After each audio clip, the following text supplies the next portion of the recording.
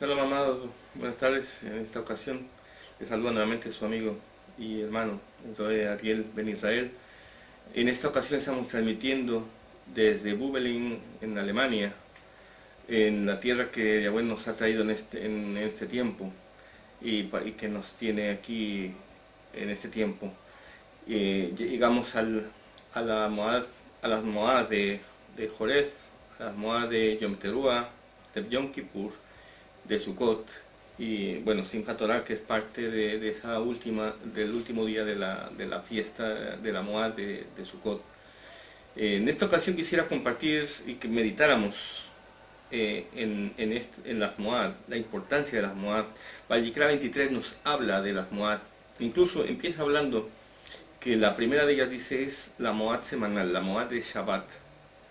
Se ha desvirtuado mucho el tema de Shabbat en otros vídeos que nosotros también hemos compartido y hemos editado. Usted podrá comprobar por qué.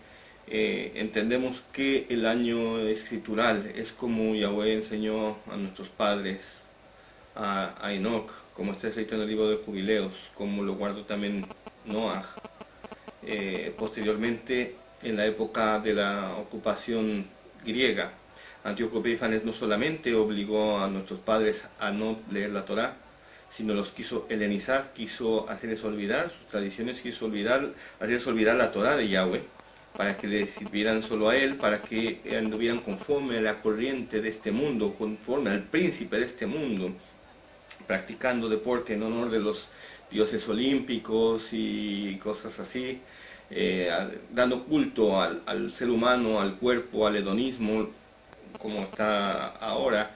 Nosotros hemos vivido y hemos estado mandando toda esta serie de vídeos y compartiendo acerca de la Torá y meditando en ella desde España. En España hoy día pues se lleva ya 9 años de una gran crisis económica, en la cual, bueno, ha habido muchos problemas económicos, laborales.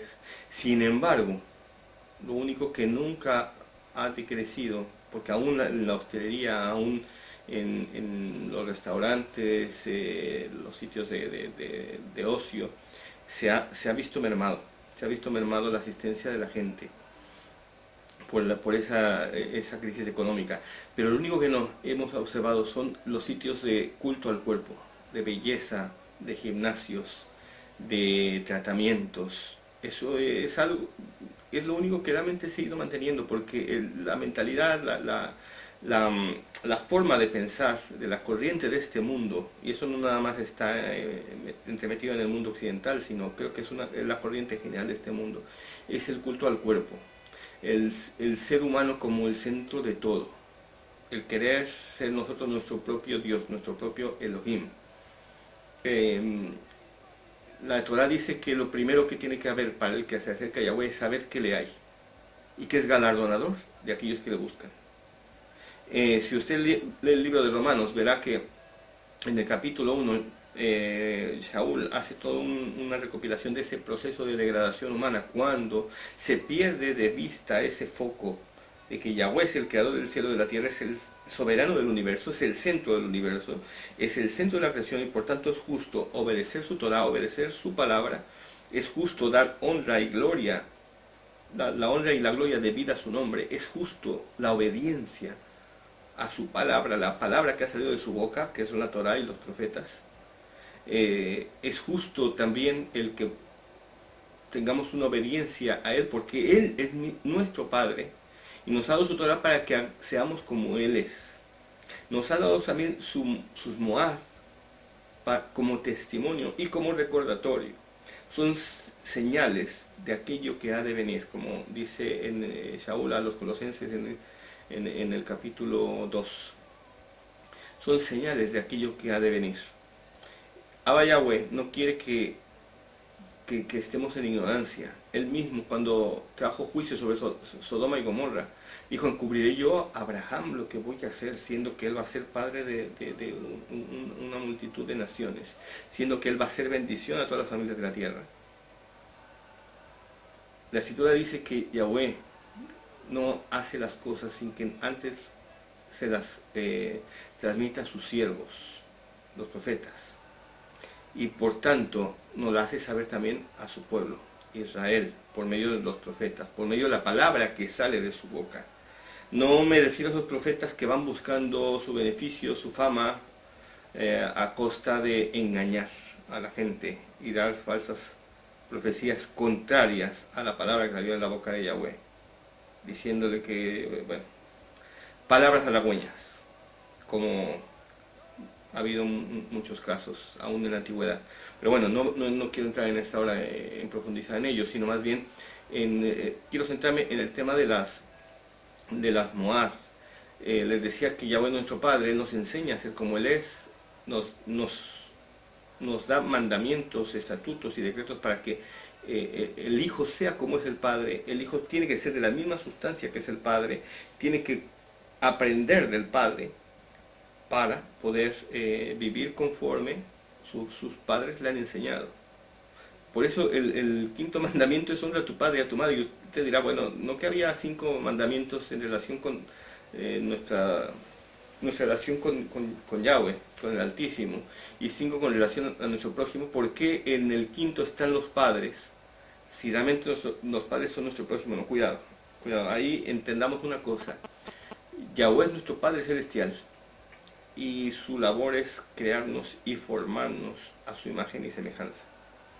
Para ello, digamos así, se asocia con nuestros padres físicos, nuestro padre y nuestra madre, para formar un israelita temeroso de su Torah y que les enseñen no solamente con esas palabras, sino con el ejemplo. Por eso el Shema Israel dice, y estas palabras que yo te ordeno hoy estarán en tu corazón.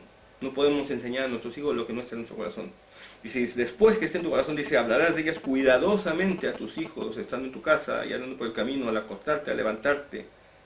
Dice, y por eso las atarás como una señal en tu brazo, los pondrás como frontales entre tus ojos, y los escribirás en los postes de tu casa, en los dinteles de tus puertas, y en todos lados, para que tu hijo lo vea. Esa es parte de la formación que tú vas a tener con tu hijo. Tú vas a formar conjuntamente con Yahweh a un israelita. Por eso cuando el hijo pródigo vuelve y le dice a su padre, Padre, he pecado contra el cielo y contra ti.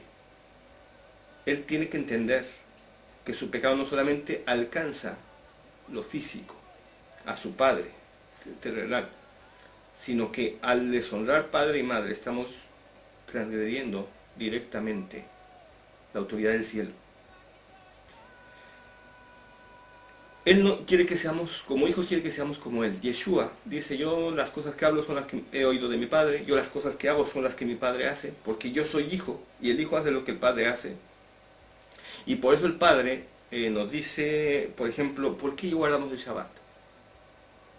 Fíjese la razón que nos da. Dice, porque Yahweh en 6 días creó los cielos y la tierra y el séptimo día descansó. En una palabra, tú como hijo vas a hacer esto, porque tu Padre ya lo hizo. Entonces, si el Padre lo hace, tú lo haces.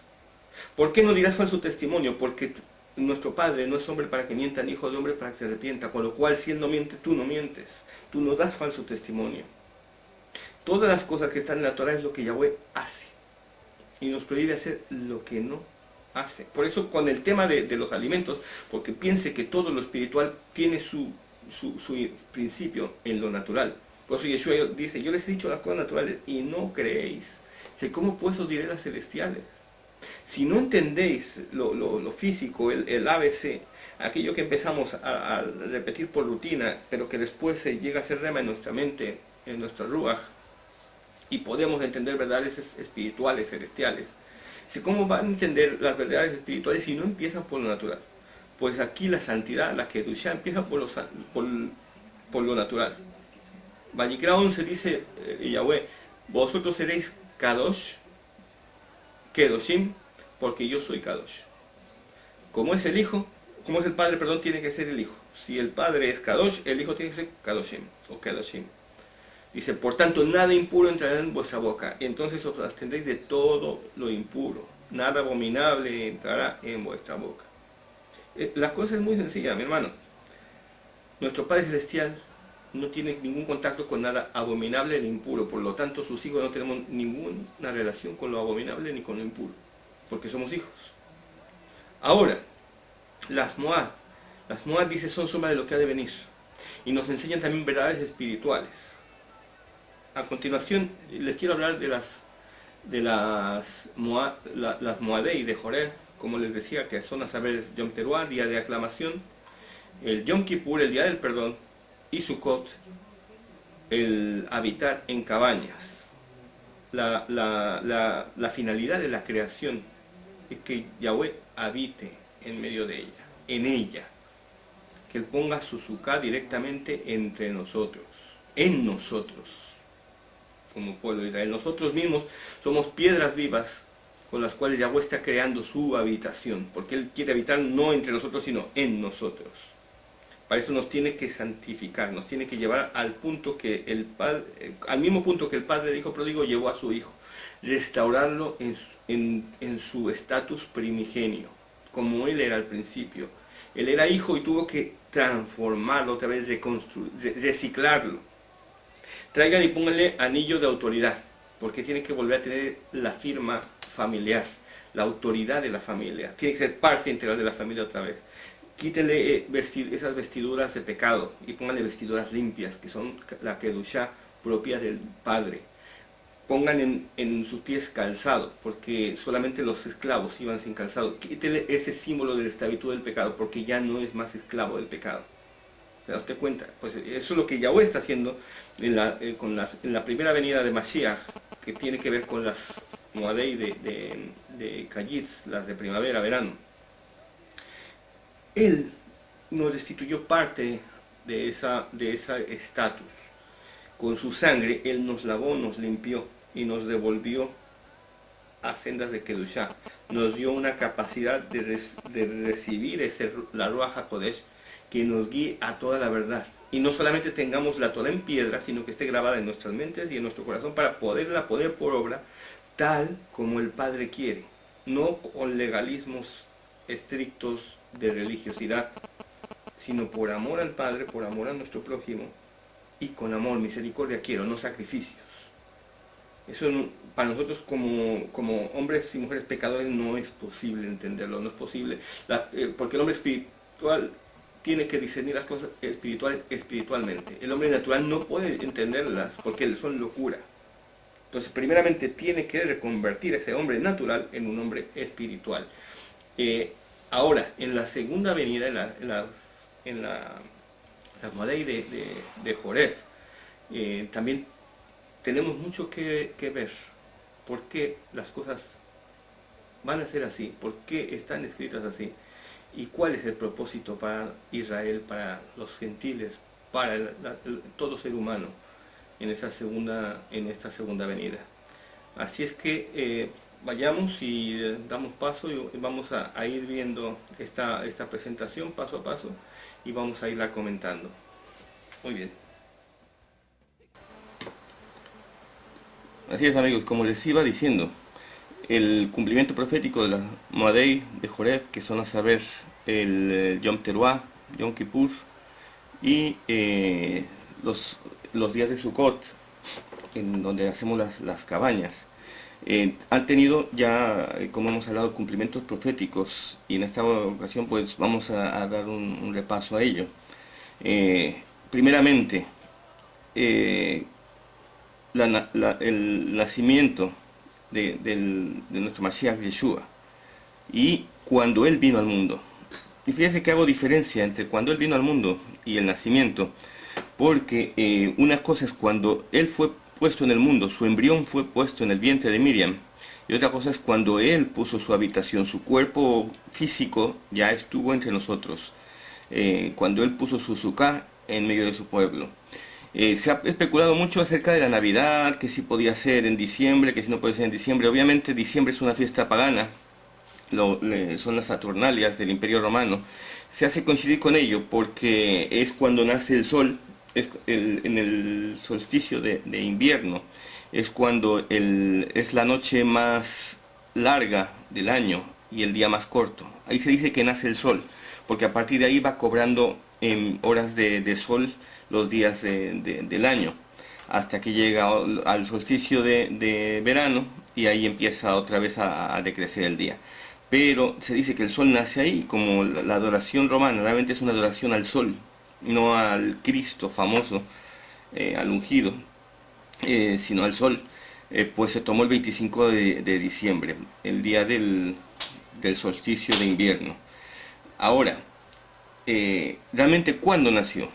La gente dice, no, es que como no sabemos cuándo nació, pues preferimos celebrar Navidad porque es un día de amor, de paz, es un día que la gente está sensibilizada con el tema, se puede hablar de Cristo a la gente, en fin. Y muchas veces hablamos, mis hermanos, como decía Mashiach mismo, erráis porque ignoráis las escrituras y el poder de Yahweh. Muchas veces ignoramos las escrituras y hay cosas que si no vienen explícitamente dichas y repetidas y muy claritas, negamos su existencia porque no somos capaces muchas veces de dedicar un tiempo a escudriñar el escrito más importante del universo. No hay nada más importante que usted y yo podamos estudiar, que es la palabra de Yahweh. Son palabras de vida y de bien. Por ellas fueron hechos el universo y todo lo que existe, y por ellas nosotros y nuestros hijos viviremos. Así es que fíjese si esto es importante. Esto, y yo he tomado pues la versión de la Biblia Kadosh de Diego Ascunce. Cito en todos los casos las referencias para que usted pueda buscarlo en la Biblia que usted quiera, en la traducción que usted prefiera, o incluso en el caso de los escritos antiguos en hebreo, si usted tiene un Tanakh, puede perfectamente también corroborarlo. En el libro del evangelista de la Besorá, escrita por Lucas, en el capítulo 1, en el verso 5, hay una referencia muy importante. Incluso Lucas, yo veo que más bien lo hace por esto. Es el único evangelista que realmente narra esta situación en la concepción de Yohanan el Inmersor, de Juan el Bautista. Pero tiene un sentido. Es establecer en el tiempo, porque así como también establece que fue en los tiempos de Herodes y todo esto, pero aquí él hace hincapié en algo que para el mundo, para el israelita, para el hebreo, esto es de suma importancia. Dice que en los días de Herodes, el rey de Yahudá, hubo un Cohen llamado Zacarías, que le llaman en la Biblia, que pertenecía a la división, según era de la familia del orden de Abiyá. Su mujer era descendiente de Aarón y su nombre era Elisheba, o Elizabeth, también lo traducen algunas traducciones. Esto, mi hermano, le adelanto, tenemos que entender que un Cohen es Cohen no porque lo compre el título o porque alguien lo nombre Cohen. Un Cohen es Cohen porque es hijo de Cohen. Con lo cual, Yohanan el Inmersor es un Cohen porque es hijo de Cohen, es del linaje levítico y pertenece a los hijos de Aarón por la línea de Abiyá. Su mujer también era de los descendientes de Aarón, también era del linaje levítico, eran del linaje de los Kohanim. En el verso 8 dice, una vez cuando Zacarías estaba cumpliendo sus deberes como Cohen, y esto no es que los Cohen iban todos los días al templo, ni tenían que cumplir sus deberes todos los días, porque además lo especifica, dice aquí, durante el periodo de su división de servicio delante de Yahweh. Por eso hace alusión a que él pertenecía a la familia de Abiyá y cumplía sus deberes como Cohen durante el periodo de su división de servicio. Los Cohen cumplían su servicio en dos ocasiones, cuando les tocaba según el orden de su familia o en las moadas de peregrinación, que como todo Israel venía, había sacrificios ahí a diestro y siniestro, entonces tenía que haber todos los Levim tenían que ministrar y tenían que estar, los Kohanim tenían que estar en el templo. Y dice que Zacarías estaba ministrando, cumpliendo sus deberes como Cohen durante el periodo de su división de servicio. O sea, no era en una moda de peregrinación, sino era cuando le tocaba al orden de su familia, delante de Yahweh. Fue escogido por suertes, de acuerdo a la costumbre de los Kohanim, entrar en el templo y quemar incienso. Ahora, después de la familia de Abiyá, ¿y esto qué nos dice, mi hermano? ¿O esto en qué nos ayuda? Había varias familias sacerdotales. Había un total de 24 familias sacerdotales que las estableció el rey David. David Lemelech estableció. Y en segunda de las crónicas, Dibrei Hayamim, perdón, no es la segunda, la primera carta de las crónicas, el Dibrei Hayamim Aleph, en el capítulo 23, verso 27 dice, porque de acuerdo a las instrucciones de David Lemelech, los hijos de Leví de 20 años de edad o más tenían que ser contados. El trabajo de ellos era asistir a los hijos de Aarón con los servicios de la casa de Yahweh, el de los patios y los aposentos, y con la purificación de todos los artículos Kadoshim en otras palabras, con el trabajo necesitado para ministrar en la casa de Elohim. David Lemelech distribuyó a los hijos de Leví mayores de 20 años que ya estaban en edad de poder ministrar en 24 órdenes sacerdotales para que ayudaran a los hijos de Aarón. En el verso 7 dice que la primera suerte fue para Jehoiarib, la segunda para Yedayá, la tercera para Harim, la cuarta para Seorim, la quinta para Malquillá, la sexta para Miyamin, la séptima para Jacotz, y la octava orden fue atribuida a Abiyá, a la familia de la cual pertenecía Sejarjá, el padre de Juan el Bautista. La octava orden. ¿Y cuándo empezaron a ministrar? Obviamente cuando empezaba el año. El año cuando empieza, según Shemot 12, dice que en Abib sería el primero de los meses para nosotros. Así es que aquí vemos cómo comienza el mes. El Rosh Chodesh de Abib es el día 1 de Abib. Y así empieza aquí la primera semana, que correspondía en suertes a la familia de Jehoiarib. La segunda semana a la familia de Yedayá. La tercera semana es muy particular, mi hermano, porque a partir del día 14 hasta el día 21 se cuentan los días de Pesach y Hag Hamatzot, de la Moad de los panes sin levadura. Aquí ministraba todo el mundo, como les comentaba. Entonces aquí ya no era una familia la que ministraban todo el mundo. En la cuarta semana ministraba el tercer orden, el orden de Harim.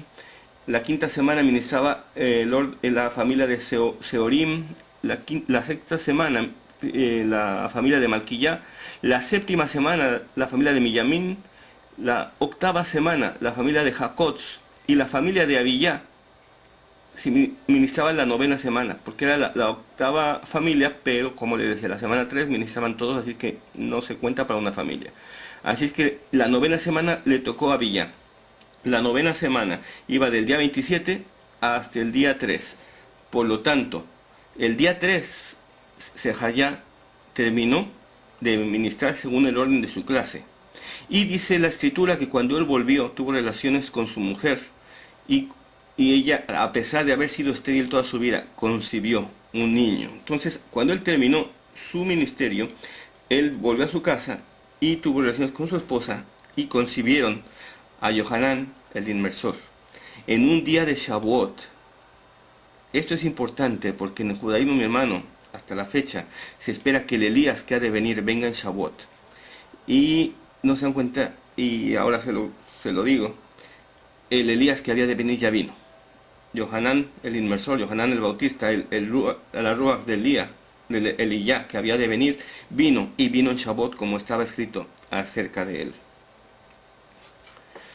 Ahora, también la escritura, en la misma Besodá de Lucas, nos dice que 6 meses después de que Elisheba concibiera en su vientre a Yohanan el inmersor, a Miriam, su prima, se le apareció el ángel y le dijo, bueno, entre otras cosas, que ella traería al mundo al Salvador y que lo llamaría Yeshua, que viene de la raíz Yeshá, que significa salvación, porque él salvaría a su pueblo de sus pecados. La función de ese niño, en su nombre iba implícito su destino, iba implícito su función, iba implícito su ministerio, salvar a su pueblo de los pecados. Ahora, si vemos que fue en la novena semana que ministró el orden de Abiyá, y en la 10ª semana la concepción de Yohanan el inmersor, si vamos 6 meses después, nos encontramos justamente en la semana 39 y vemos que es justamente la Moad. Bueno, no es una Moad, es una celebración, la celebración de Hanukkah, lo que le llaman la fiesta de las luces. para que se cumpliera lo escrito por Yeshayahu Hanabi, el profeta Isaías, cuando dijo que en Galilea de los gentiles, en la tierra de Zebulún y en la tierra de Efraín, el pueblo que andaba en tinieblas vio gran luz, y luz les resplandeció a ellos. La luz que vino, porque en ese momento el embrión de Yeshua estaba en el mundo. La luz que alumbra a todo hombre estaba en el mundo, en la fiesta de las luces. Yohanan escribe también en la versión de la Besorá según Yohanan, y él también dice lo mismo. En él estaba la vida, y la vida era la luz de los hombres, y la luz en las tinieblas resplandece, y las tinieblas no prevalecieron contra ella, porque en él estaba la vida, y él mismo es la luz. Yeshua mismo dijo: yo soy la luz del mundo. Por eso él tuvo que venir y venir a este mundo en la fiesta de las luces, para que en Galilea de los gentiles, el pueblo que andaba en tinieblas, viera gran luz, y luz les resplandeciera sobre ellos. Sí, vemos que esto fue en la semana 39, y tenemos que sumar 42 semanas de gestación. Entonces, y es un año de 50 días, esto nos va a llevar hasta la semana 29 del siguiente año. La semana 29, comienza la festividad de Sukkot, donde, según Yohanan, el verbo se hizo carne y habitó, dice el original en griego, puso su suká entre nosotros, habitó entre nosotros, y contemplamos su gloria, la gloria como del unigénito del Padre, lleno de gracia, lleno de verdad, porque Yeshua mismo habitó en medio de su pueblo, puso su suká en medio de su pueblo, en el primer día de Sukkot, el día 15 de Tisri. Por lo tanto, ya había un cuerpo físico. Él había nacido y tomado forma, y había nacido del cuerpo de una mujer, para que se cumpliera la escritura, que de la cera de una mujer sería el que pisaría la cabeza de la serpiente, pero también para que se cumpliera la promesa hecha a nuestro padre Abraham, que de su simiente, en su simiente serían benditas todas las familias de la tierra, porque Yeshua vino a bendecir a todas las familias de la tierra. Pero como cera de Abraham también, él tenía que ser circuncidado al 8º día. Si él nació el primer día de Sukkot, en el último y gran día de la fiesta, en el día de la Simchat Torah, de la alegría de la Torah, Yeshua entró en el pacto abrámico, cumplió con todos los requisitos para ser un hijo de Abraham, un hebreo de hebreos, un israelita, y cumplir así también con esta promesa y esta palabra hecha a nuestro padre Abraham, y cumplir con él y guardar el pacto que él mismo nos exige que todo hijo de Israel guardemos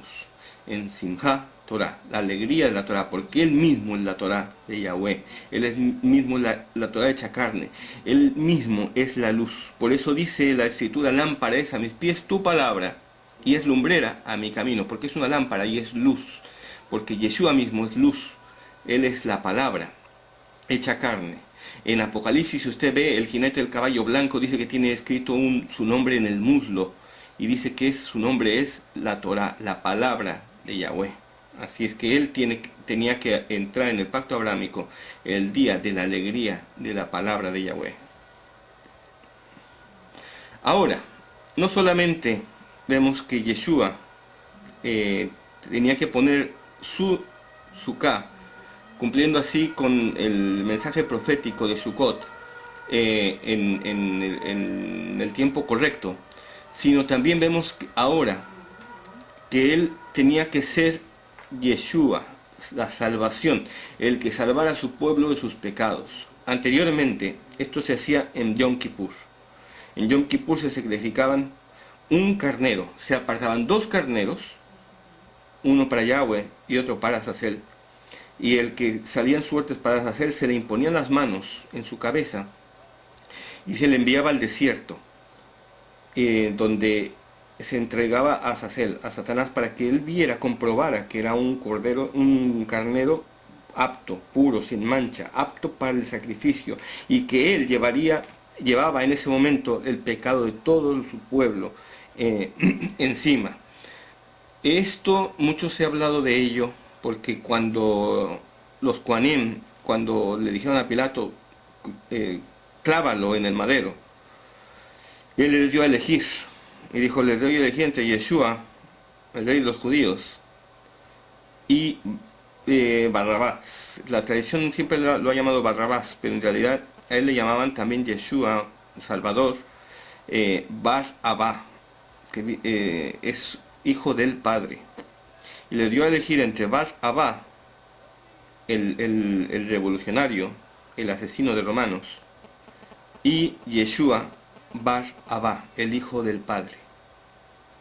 Y ellos eligieron que Yeshua fuera el que llevara el pecado de todo su pueblo y derramara su sangre por todo el pueblo, con lo cual también cumplió esa característica del carnero de Yom Kippur. Pero también, si le digo, seguimos escudriñando la escritura, en el mismo libro de Lucas, en el capítulo 4, vemos aquí una alusión muy importante, porque dice en el verso 16 del capítulo 4, vino a Nazaret donde se había criado, y en el día de Shabbat, en el día de reposo, entró en la sinagoga conforme a su costumbre, y se levantó a leer, y se le dio el libro del profeta Yeshayahu, y habiendo abierto el libro, halló el lugar donde estaba escrito, la Ruach de Yahweh está sobre mí, por cuanto me ha ungido para dar buenas nuevas a los pobres, me ha enviado a sanar a los quebrantados de corazón, a pregonar la libertad a los cautivos y vista a los ciegos, a poner en libertad a los oprimidos, a predicar el año agradable de Yahweh. El día de Shabbat, conforme a su costumbre, él entró en la sinagoga, y después de la lectura de la Parashá, después de la lectura de la Torá, le dieron a él la última lectura que se hacía. ¿Por qué? Porque, mi hermano, vamos a ver esto. En el tiempo del segundo templo se seguía una lectura trianual. No es como ahora, que nosotros en un año leemos toda la Torá en 52 o 54 o 56 parashot, las cuales se organizan en 52 semanas. Pero bueno, en aquel entonces la Torá se leía una vez cada 3 años, con lo cual la lectura de la parashá era más corta. Pero bueno, era una lectura trianual de la Torá de Moshe en las sinagogas en la tierra de Israel. Es decir, durante 3 años de Shabbat en Shabbat pasaron por la lectura de toda la Torá de Moshe. Después de la lectura de la porción semanal de la Torá, también leían de los profetas, la Haftará. Eso lo podemos ver en el libro de Hechos de los Apóstoles, en el capítulo 13, verso 15, porque la lectura de los profetas se introdujo en las sinagogas. Esto no siempre fue así. Originalmente se leía la Torá, pero cuando Antíoco Epífanes, Antíoco el Loco, les prohibió leer la Torá, durante los tiempos de la persecución, que es lo que dice aquí, cuando estaba prohibido leer la Torá de Moshe, que Antíoco lo prohibió, entonces decidieron en la sinagoga, ya que no se podía leer la Torá, leer una porción de los escritos o de los profetas que tuviera la misma enseñanza que la porción de la Torá que se hubiera tenido que leer esa semana. Por eso dice aquí, el texto de la Haftará se asemeja al tema que se encuentra en la lectura semanal de la Torá. De esa manera, durante el tiempo de la prohibición de la Torá, podían leer de los profetas en las sinagogas, bueno, de los profetas, o como hemos hablado, de los escritos también, y tratar el mismo tema que la Torá hubiera tratado durante esa semana, sin tener que leer de la misma Torá y sin tener que meterse en problemas por haber leído la Torá en los tiempos de la prohibición. Ahora, cuando Yeshua estaba participando de la bodá de la Torá en su sinagoga, ese Shabbat, le llamaron para leer la Haftará, la última lectura. La Haftará correspondiente a esa semana, pero antes había habido varias lecturas del texto semanal de la Torá de Moshe, y ahora le tocaba terminar con la última lectura del día, la del profeta Yeshayahu Hanaabi. Conforme a la costumbre del ciclo trianual, Yeshua leyó el texto de la Haftará que correspondía a esa semana. El texto de Yeshayahu 61, de 1 y 2, que fue leído en el tercer año de lecturas. Era lo que se leía en el último año, ya cuando estaba por terminar la lectura de la Torá, en el último Shabbat de Heshvan. Siempre esta lectura correspondía al último Shabbat del mes hebreo de Heshvan, que es el 8º mes, alrededor de noviembre, según el anuario romano. Ahora, quedámonos con este dato, porque eso estaba en Lucas 4:16, que nos dijo que él entró en el último Shabbat de Heshvan a enseñar. Sin embargo, ahora echemos la cuenta un poquito para atrás. Eso era en el 4.16. Ahora vayamos al 4.1. Dice, Yeshua, lleno del Ruach HaKodesh, perdón, regresó del Jardín y fue llevado por el Ruach al desierto, por 40 días de pruebas, por Hasatán, por Azazel.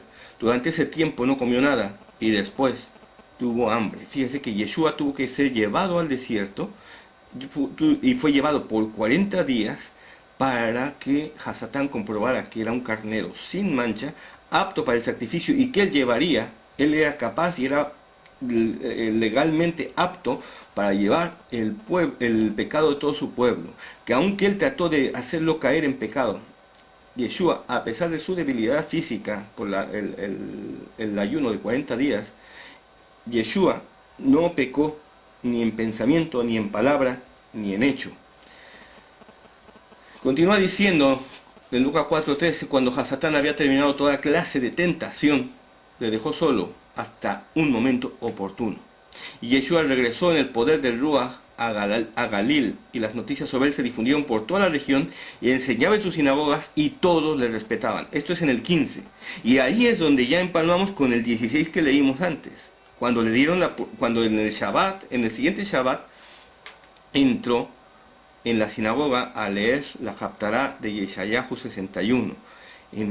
Pero sabemos que ese Shabbat que él entró correspondía al último Shabbat de Hesbán, con lo cual veamos y diagramemos. El último Shabbat de Hesbán es el día 26. Ve usted que aquí este mes es el mes, todo este es el mes de Hesbán, y que la siguiente semana ya empieza con el Rosh Chodesh de Kislev, el día 1 de Kislev. Por lo tanto, el último día de Shabbat es el día de Heshvan, del mes de Heshvan, corresponde al Shabbat del día 26 de Heshvan. Si contamos que dice que entraba esa semana en la sinagoga y enseñaba, quiere decir que esta semana anterior él había entrado a las sinagogas y enseñaba, pero también esa semana también él había vuelto en el poder del Ruach a Galil. Si contamos 40 días antes del día 20 de Heshvan, y vamos al 20, luego aquí contamos 8 días hacia atrás, 8 y 7, 15 días, 22 días, 29 días, 36 días, y por último 40 días. Y llegamos al día del Yom Kippur. En el Yom Kippur, Yeshua, como el carnero de Yom Kippur, el carnero que llevaría el pecado de todo su pueblo, fue apartado al desierto para que Hasatán, Azazel, lo probara en todo y comprobara que ese carnero era apto para llevar el peso del pecado de todo su pueblo y aún de todo aquel que en él crea. Yeshua también no solamente puso su Sukkah entre nosotros, dando cumplimiento profético a Sukkot, sino que también Yeshua cumplió el plan profético para Yom Kippur. Ahora, entendamos una cosa, mi hermano. Lo que decía, si contamos a partir del día 20, 40 días antes, llegamos a Yom Kippur, y en ese Yom Kippur él fue apartado al desierto. Pero nos encontramos que en ese Yom Kippur también él pasó Sukkot en el desierto. Sukkot, ¿cuál es el mandamiento de Sukkot? Está escrito que los hijos de Israel tenemos que habitar una semana, 8 días al año, en Sukkot, en cabañas. Hacernos una Sukkah y habitar en cabañas, para comprobar y recordar que así como nuestros padres habitaban en el desierto por 40 años y no les faltó nada, ni agua, ni comida, que no tuvieron necesidad de ropa ni de calzado, porque su calzado jamás se gastó en 40 años, su ropa no se les quedó, ni grande ni chica, ni se les desgastó en 40 años. Así nosotros podemos depender totalmente de nuestro Padre Celestial, aún teniendo que vivir en un desierto al raso, que Él suplirá todo lo que nos falta conforme a su riqueza en gloria. Yeshua habitó en Sukkot, en el desierto. Y fíjense lo que dice Yohanan Mordejai en el capítulo 1, verso 12. Perdón. Inmediatamente el Ruach le llevó al desierto, y estuvo en el desierto 40 días siendo tentado por Hasatán. Y aquí dice algo muy importante: él estaba con los animales salvajes. Esto quiere decir que él no se llevó una tienda de campaña. Él no se buscó una cueva. Él estaba en el desierto con los animales salvajes, al raso. Y los malajim se ocupaban de él. ¿Por qué al raso? Porque él tenía que habitar en el desierto como nuestros padres Israel, el pueblo de Israel, habitaron en el desierto. Y tenía que habitar en Sucot, en una sucá. Él se hizo su sucá en el desierto y habitó en ella, porque él tuvo que pasar ese tiempo de Sucot en el desierto. Por eso dice Yohanan Mordejai, hace alusión a que él estaba habitando con los animales salvajes. No estaba en tiendas, no estaba en una casa, no estaba en una cueva, estaba en una sucá. Por lo tanto, aquí dice la carta que el Shaliach, Shaul, escribe a los hermanos en Colosas, en Colosas, y dice: por tanto, no dejen que nadie los juzgue en conexión a la comida o la bebida con relación a una moda o a una moad, o Rosh Chodesh o Shabbat, porque estas son sombras de cosas que han de venir, pero el cuerpo es de Mashiach. No dejen que nadie les juzgue ni en comida, ni bebida, ni en relación a ninguna moad, ni Rosh Chodesh, ni Shabbat. Porque estas cosas, las moad, el Rosh Chodesh, el Shabbat, son sombras de cosas que han de venir. Y hay gente que dice: sí, bueno, pero como esto era señal de que Yeshua había de venir, el cordero de Pesach, pues ya no hay que comer Pesach porque ya Yeshua ya vino y esto ya está cumplido. Yeshua cumplió con todo, excepto con Yom Teruah. Con todas las moad, excepto con Yom Teruah. Y sin embargo, el Shaliach Shaul sigue diciendo, porque cuando dice esto, mi hermano, tenga usted presente que no es en el tiempo del ministerio de Yeshua, ni es cuando Yeshua murió, ni es cuando resucitó. Cuando Shaul escribe esto, es porque ya habían pasado muchos años. Yeshua había estado en la tierra, había muerto, había resucitado, había ascendido a los cielos. Después se le presentó a Shaul mismo, tirándolo del caballo, y doblegándolo ante su majestad. Después se lo llevó al desierto también para enseñarle por años, 3 años. Después lo envió a los Goyim, a los gentiles. Habían pasado años. Y sin embargo Shaul seguía diciendo: estas son sombras de cosas que han de venir. Han tenido cumplimiento profético, pero todavía tienen que tenerlo. Él mismo, Shaul, escribe y dice: porque el Señor mismo, con voz de mando y con shofar de Elohim, enviará a sus ángeles a cosechar la tierra. El Señor mismo, con voz de mando y con voz de trompeta, con voz de shofar, en un día de aclamación, en un Yom Teruah, enviaría a sus ángeles a cosechar en Sucot, a hacer cosecha de toda la tierra, porque Sucot es la final cosecha. Es donde los ángeles tendrán que cosechar la tierra. Pero no sin que antes haya un Yom Kippur, haya un día de arrepentimiento, un día de perdón, donde Él, Yeshua mismo, venga sobre las nubes y todo ojo le verá. Y como está escrito por el profeta: todo ojo le verá, y los que lo traspasaron. Ellos harán lamentación por él como solamente se puede lamentar por hijo unigénito muerto.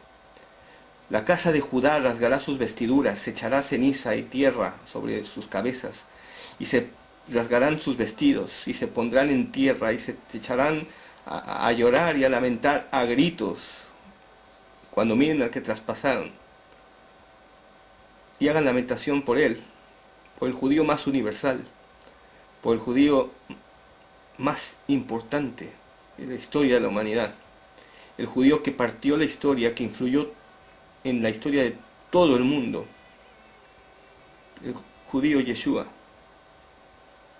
Y como está escrito, 10 hombres de las naciones de la tierra, 10 Goyim, uno por cada una de las tribus perdidas de la casa de Israel, de las ovejas perdidas de la casa de Israel, que están entre las naciones, entre los Goyim, se tomarán del manto de un judío llamado Yeshua, de sus mandamientos, de sus misbot, de su Torah, y le seguirán.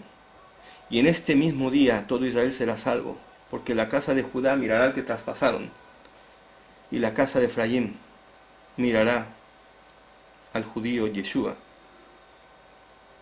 y a una, la casa de Israel toda será convocada por ese toque de shofar en Yom Teruah, y todos vendremos a Yeshua, a nuestro Mashiach, a nuestro Adón y Mashiach, para proclamarlo rey. Y como está escrito, desde ahora yo les digo que no me verán más hasta que digáis, Baruch haba Beshem Yahweh, bendito el que viene en el nombre de Yahweh. Porque la casa de Judá y la casa de Efraín a una exclamaremos, Baruch haba Beshem Yahweh, bendito el que viene en el nombre de Yahweh, el rey de Israel, Yeshua HaMashiach, Hamelech HaMashiach. Mis hermanos, que Yahweh les bendiga, medite en ello, escudriñe la Torah, escudriñe los profetas, escudriñe la Torah, los escritos, porque como Yeshua también enseñó a sus discípulos, dice que él les declaraba, comenzando de la Torah y siguiendo hasta los profetas, todo lo que de él decían. Y también en las cartas paulinas, las cartas generales, nos aconsejan, nos mandan escudriñar la Torah y los profetas.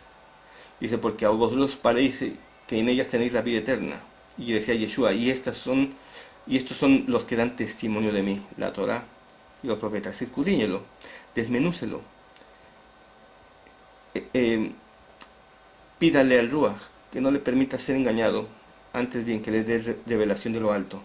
Porque la función de la Ruach HaKodesh es esa, mi hermano.